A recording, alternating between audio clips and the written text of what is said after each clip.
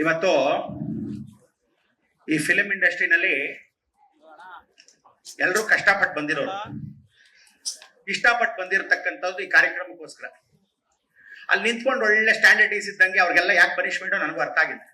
ಜಮ್ ಅಂತ ಚೇರ್ ಹಾಕ್ಬಿಟ್ಟ ಕೂರಿಸ್ಬೋದು. ಈ ಸಿಸ್ಟಮ್ನ ಚೇಂಜ್ ಮಾಡ್ಬೇಕು ಫಸ್ಟ್. ನೀವೆಲ್ಲ ಮೇಲೆ ನಿಂತ್ಕೊಂಡು ಮಾತಾಡ್ಬೇಕು ಅಂತ ಎಲ್ಲೂ ಇಲ್ಲ. ಅಲ್ಲಿ ಚಿರಂಜೀವಿ ತೆಲುಗುನಲ್ಲೂ ಅಷ್ಟೇ ಒದ್ದಾಡ್ತಾರೆ, ಆ ಕಡೆ ಇರೋ ಹಿಂದಿಯವರು ಅಷ್ಟೇ, ಎಲ್ಲರೂ ನಿಲ್ಸ್ಬಿಟ್ಟು ಮಾತಾಡ್ತಾರೆ.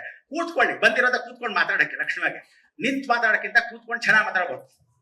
ಈಗ ಟೆರರ್ ಅಂತಕ್ಕಂಥ ಈ ಒಂದು ಕಾರ್ಯಕ್ರಮಕ್ಕೆ ತಮ್ಮೆಲ್ಲರಿಗೂ ಆತ್ಮೀಯವಾದ ಸ್ವಾಗತ.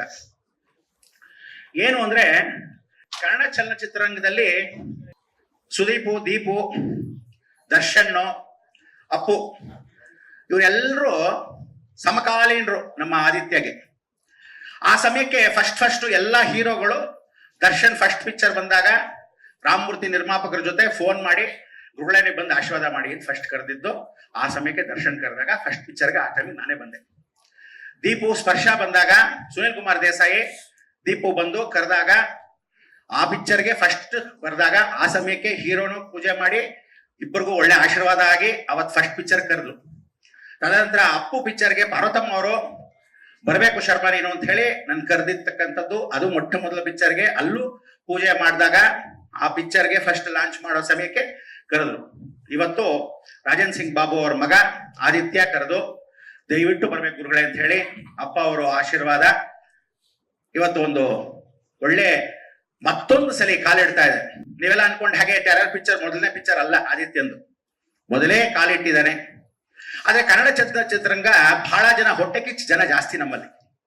ಎಷ್ಟೋ ಜನ ಪ್ರಕಾಶ್ ರಾಯ್ ಅಂತವ್ರು, ರಜನಿಕಾಂತ್ ಅಂತವ್ರು, ಹಳೇಪುರನೆಲ್ಲ ಏನ್ ಮಾಡ್ತಾರೆ, ಸುಂದರರಾಜ್ ಅವ್ರು ಹೇಳ್ದಂಗೆ ತಮಿಳ್ ಪಿಕ್ಚರ್ಗೆ ಯಾಕೆ ಹೊಟ್ಟೋಗ್ತಾರೆ ಅಂದ್ರೆ ಕನ್ನಡದಲ್ಲಿ ಗೌರವ ಕೊಡಲ್ವಲ್ಲ ಅಂತ ಬೇಜಾರು ಮಾಡ್ಕೊಂಡ್ಬಿಡ್ತಾರೆ. ಅವ್ರೇನ್ ಚೆನ್ನಾಗಿರಲ್ವಾ, ಲಕ್ಷಣವಾಗಿರಲ್ವಾ, ಆಕ್ಟ್ ಮಾಡಲ್ವಾ, ನಂಗೆ ಅರ್ಥ ಆಗಲ್ಲ. ಆಗ್ಲೇ ಇನ್ನೊಂದು ಸುಂದರರಾಜ್ ಅವ್ರು ಹೇಳಿದ್ರು, ಹಳೇ ಪಿಕ್ಚರ್ಗಳಲ್ಲಿ ಕನ್ನಡ ಪಿಕ್ಚರ್ಗಳನ್ನ ರೀಮೇಕ್ಗೋಸ್ಕರ ಬೇರೆ ಭಾಷೆಗಳಲ್ಲಿ ತಗೊಳ್ತಿದ್ರು. ಅಂತದ್ರಲ್ಲಿ ಇವತ್ತು ಕನ್ನಡ ಪಿಕ್ಚರ್ನ ತಗೊಂಡು ಗೌರವ ಘನತೆ ಎಲ್ಲರೂ ಏನಾಗಿದೆ, ಭಾರತ ದೇಶ ಇರ್ತಕ್ಕಂಥ ಎಲ್ಲಾ ಬೆರಕೆ ಸಂಸಾರ ಇರ್ತಕ್ಕಂಥವ್ರೆಲ್ಲ ಮಿನಿ ವರ್ಲ್ಡ್ ಆಗೋಗಿದೆ. ಎಲ್ಲರೂ ಬಂದು ಇಲ್ಲೇ ಸೇರ್ಕೊಂಡ್ಬಿಟ್ಟಿದ್ದಾರೆ. ಸೊ ನಾವೆಲ್ಲೋ ಬೇರೆ ಇದೀವ, ಬೇರೆಯವರ ಅನ್ಸ್ಬಿಡತ್ತೆ. ಅಂಥದ್ರಲ್ಲಿ ಅಂಥ ದೊಡ್ಡ ಸಂಸ್ಥೆ 100 ವರ್ಷ ಆಗ್ತಾ ಬರುತ್ತೆ ಇನ್ನು ಸ್ವಲ್ಪ ದಿವಸದಲ್ಲಿ. ಅಂತ ರಾಜೇಂದ್ರ ಸಿಂಗ್ ಬಾಬು ಅವರ ವಂಶಸ್ಥರು, ಅವರ ತಾಯಿಯವರು, ಅವರ ಸಹೋದರಿ ಕೂಡ ನಿರ್ದೇಶಕರಾಗಿ ಎಷ್ಟೋ ಜನ ಇವತ್ತಿನ ದಿವಸ ಆ ಊಟ ಉಪಚಾರಗಳನ್ನ ಹಾಕಿ ಅವರ ಒಂದು ಸಂಸ್ಥೆಯಲ್ಲಿ ಪುಟಾಣಿ ಏಜೆಂಟ್ 1, 2, 3 ಇಂದ ಹಿಡಿದು ಅವರಲ್ಲಿ ಬಾಲ್ಯ ನಟನಾಗಿ ಎಷ್ಟೋ ಕಾರ್ಯಕ್ರಮಗಳಿಗೆ ನನಗೆ ಕರೆದು ಬಾ ಅಂತ ಹೇಳಿದಾಗ ಇಂಥ ಒಂದು ಸಂಸ್ಥೆ 100 ವರ್ಷ ಆಗ್ತಾ ಬರ್ತಾ ಇದೆ. ಅವ್ರ ಮಗನ್ನ ಇವತ್ತು ಯಾರೋ ಒಂದು ನಿರ್ಮಾಪಕರು ಧೈರ್ಯ ಮಾಡಿದಾರಲ್ಲ, ಆ ಸಿಲ್ಕ್ ಮಂಜುಗೆ ಶಬಾಷ್ ಅಂತ ಹೇಳ್ಬೇಕು. ಅವರಿಗೆ ದೀರ್ಘಾಯುಷ್ ಕೊಡ್ಲಿ. ಎಲ್ಲರೂ ಹೇಳ್ತಾರೆ ಐರನ್ ಲೆಗ್ಗು ಅಥವಾ ಅವ್ನು ಮಾಡ್ಕೊಂಡ್ರೆ ಆಗಲ್ಲ, ಮೇಲ್ ಬರಕ್ ಸಾಧ್ಯ ಇಲ್ಲ, ಯಾಕೆ ಮಾಡ್ಬೇಕು ಅಂತ. ಬೇರೆಯವ್ರು ಕರ್ಕೊಂಡ್ ಮಾಡ್ತೀರಾ, ಅವ್ರನ್ನೆಲ್ಲ ಮೇಲ್ ಬರೆಸ್ತೀರಾ, ಅವ್ರು ಆಗಲ್ವಾ? ರಮ್ಯಾ ಕೃಷ್ಣನ್ ಐರನ್ ರೆಗ್ ಅಂದ್ರು. ಆ ಸಮಯದಲ್ಲಿ ರಾಘವೇಂದ್ರ ರಾವ್ ಕರೆದು ಏನು ಬೇಕಾಗಿಲ್ಲ ಕರೆದು ಅವಳು ಕರೆದಿ ಮತ್ತೆ ರೀಲಾಂಚ್ ಮಾಡಿದ್ರು. ಯಾಕಾಗಿಲ್ವಾ? ಎಷ್ಟೋ ಜನ ಮಾಡಿರ್ತಕ್ಕಂಥದ್ರಲ್ಲಿ ಇವತ್ತಿಗೂ ಆ ಸಮಯ ಬರಬೇಕು. ಯಾವತ್ತು ಕಾಲಾತೀತವಾಗಿ ಸಮಯ ಬರುತ್ತೋ ಅದಾಗ ಯಾರು ಹಿಂದೆ ತೆರಕ್ಕಾಗಲ್ಲ. ಸುಂದರರಾಜ್ ಒಂದು ಮಾತು ಹೇಳಿದ್ರು, ಇವತ್ತು ಈ ಸಮಯ ಅವ್ರಿಗೆ ಮನ್ಸಿಗನ್ಸ್ದಂಗೆ ಆದಿತ್ಯನಿಗೆ ಸಾಕ್ಷಾತ್ ಶಿವನ್ ಮೇಲೆ ಆಣೆ, ಇನ್ನ ಮೇಲೆ ಹಿಟ್ ಚಿತ್ರಗಳು ಕೊಟ್ಟು ಕನ್ನಡ ಚಿತ್ರರಂಗದಲ್ಲಿ ಉನ್ನತ ಸ್ಥಾನವನ್ನ ಅವ್ನು ಗೆಲ್ಲಿಸ್ಲಿ ಅಂತ ಮುಖಾಂತರ ತುಂಬ ಹೃದಯದಿಂದ ಆಚರಿಸ್ತೀನಿ. ಈ ಟೆರರ್ ಪಿಕ್ಚರ್ ಅಲ್ಲಿ ಕನ್ನಡದ ಹಾಡುಗಳನ್ನ ಎಷ್ಟೋ ಜನ ಇವತ್ತು ಕನ್ನಡ ಹಾಡುಗಳನ್ನ ನೀವೇನ್ ಕೇಳಿ ಎಲ್ಲ ಒಂದೊಂದ್ಸರಿ ಅನ್ಸತ್ತೆ, ಎಲ್ಲ ಡಬ್ಬ ಹಾಡುಗಳು ಹಾಕ್ತಾ ಇದಾರೆ. ಶಬ್ದ ಒಳ್ಳೆ ಪೆಟ್ಟಿಗೆ ಡಬ್ ಡಬ್ ಡಬ್ಬ ಅಂತಿದೆ, ಒಂದಾದ್ರೂ ಲಿರಿಕ್ಸ್ ಕೇಳುತ್ತಾ ಜೀವಶಂಕರ್ ಎಂತ ಹಾಡು ಇವತ್ತು ನೆನೆಸ್ಕೊಂತೀವಿ. ಆ ಬಂಧನ ಅವ್ರು ಮಾಡಿರೋ ಹಾಡುಗಳೆಲ್ಲ ಎಷ್ಟು ಚೆನ್ನಾಗಿದೆ ಅಂತ ಕೇಳಿಸ್ತೀವಿ. ಆದ್ರೆ ಇವತ್ತು ಆ ಟ್ಯೂನ್ ಇಂಪಾರ್ಟೆಂಟ್. ಅದಕ್ಕೆ ನಾಗೇಂದ್ರ ಪ್ರಸಾದ್ ಒಂದು ಕೇಳೋಣ ಅನ್ಕೊಂಡೆ, ಟ್ಯೂನ್ ನೋಡ್ಬಿಟ್ಟು ಮ್ಯೂಸಿಕ್ ಕೊಡಿದ್ರ, ಮ್ಯೂಸಿಕ್ ನೋಡ್ಕೊಂಡು ಟ್ಯೂನ್ ನೀವು ಬರದ್ರ ಅಥವಾ ಲಿರಿಕ್ಸ್ ಆಮೇಲೆ ಬರದ್ರ ಅಂತ. 3 ಹಾಡುಗಳು ನಾನು ಕೇಳಿದೆ, 4 ಅಂದ್ರು ನಾನು ಏನೊಂದು ಕೇಳಿಲ್ಲ.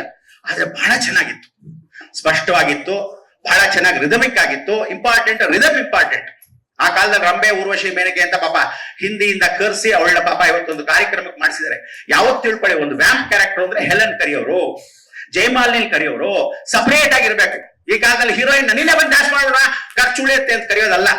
ಯಾವತ್ ಹಂಗ್ ಸಪರೇಟ್ ಆಗಿ ಕರೀತಿರೋ ಆ ಪಿಕ್ಚರ್ ಶಾಶ್ವತ ಹಿಟ್ ಆಗೋದು ಗ್ಯಾರಂಟಿ, ಶತಸಿದ್ಧ. ಬರೆದಿಟ್ಕೊಳ್ಳಿ, ಅವರವರ ಪಾತ್ರ ಅವರವರೇ ಮಾಡ್ಬೇಕು. ಆವಾಗ ಏನಾಗತ್ತೆ, ರಾಹು ಶುಕ್ರ 2 ಇದ್ದರೆ ಈ ತರ ವ್ಯಾಂಪ್ ಕ್ಯಾರೆಕ್ಟರ್, ಒಂದು ಡ್ಯಾನ್ಸ್ ಇದ್ರೆ ಶುಭ. ಒಂದು ಟೈಟಲ್ ಕ್ಯಾರೆಕ್ಟರ್, ಆ ಟೈಟಲ್ ಟೆರರ್ ಅಂದಿದ್ದು ಎಷ್ಟು ಚೆನ್ನಾಗಿದೆ ಅಂದ್ರೆ ಫಸ್ಟ್ ಕ್ಲಾಸ್ ಆಗಿತ್ತು. ಅದಾದ್ಮೇಲೆ ಒಂದು ಸ್ಲೋ ಪ್ಯಾಥೋನಲ್ಲಿ ಎಲ್ಲ ಹಳೆ ಆರ್ಟಿಸ್ಟ್ ಗಳನ್ನ ಕರೆದ್ರು, ಕೀರ್ತಿರಾಜನ್ನು ಕರೆದಿದ್ರು, ಬಹಳ ಸಂತೋಷ ಪಟ್ಟೆ. ಅಲ್ಲಿ ಹಳೆಬರನ್ನೆಲ್ಲ ಕರೆದು ನೀವು ಕನ್ನಡದಲ್ಲಿ ಗೌರವಿಸ್ತಕ್ಕಂಥದ್ದು.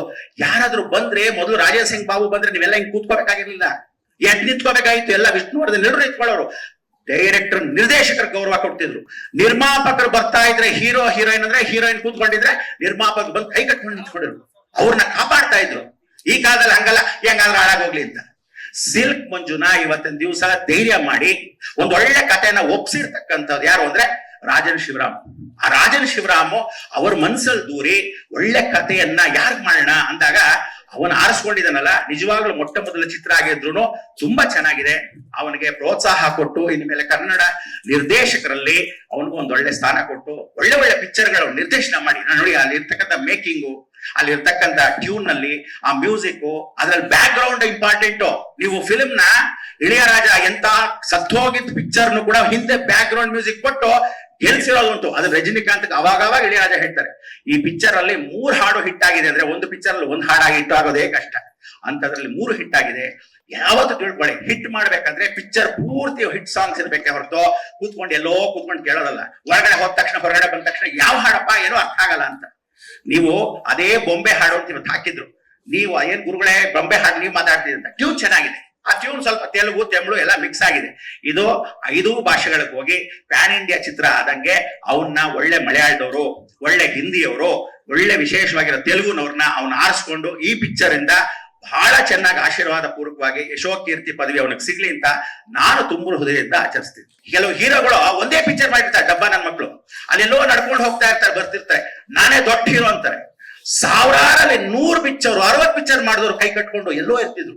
ಡಾಕ್ಟರ್ ರಾಜ್ಕುಮಾರ್ ಅವರು 200 ಚಿತ್ರ ಮಾಡಿದ್ರು, ಪಕ್ಕದಲ್ಲಿ ಕೂತ್ಕೊಂಡು ಎಸ್ ನಾರಾಯಣ ಹತ್ರ ಹೇಗ್ ಮಾಡ್ಬೇಕಪ್ಪ, ಹೇಗ್ ಮಾಡ್ಬೇಕು ಅಂತ ಕೇಳ್ಕೊಂಡು. ಅದು ನಯಾವಿನಯ, ಅದು ದೊಡ್ಡ ಮನೆ ಲಕ್ಷಣ. ಆ ನಯಾವಿನಯ ಇವತ್ತು ನೀವು ನೋಡಿ, ಯಾವುದೇ ಮಾಧ್ಯಮದಲ್ಲಿ ದೊಡ್ಡ ಮನೆಯವರು ಯಾತಕ್ಕೆ ಇವತ್ತು ಬೆಳೆದ್ ನಿಂತಿದ್ದಾರೆ ಅಂದ್ರೆ, ಕಾಲ್ ಮೇಲೆ ಕಾಲ್ ಹಾಕೊಂಡು ಇವತ್ತವರೆಗೂ ಯಾವ ಟಿವಿ ಚಾರಿತ್ರದಲ್ಲೂ ಕಾಲ್ ಮೇಲೆ ಕಾಲ್ ಹಾಕೊಂಡು ದುರಾಂಕಾರದ ಇಂಟ್ರೂ ಕೊಟ್ಟಿಲ್ಲ. ಸಂಪೂರ್ಣ ನ್ಯೂಸ್, ಇದು ನೊಂದವರ ಧ್ವನಿ.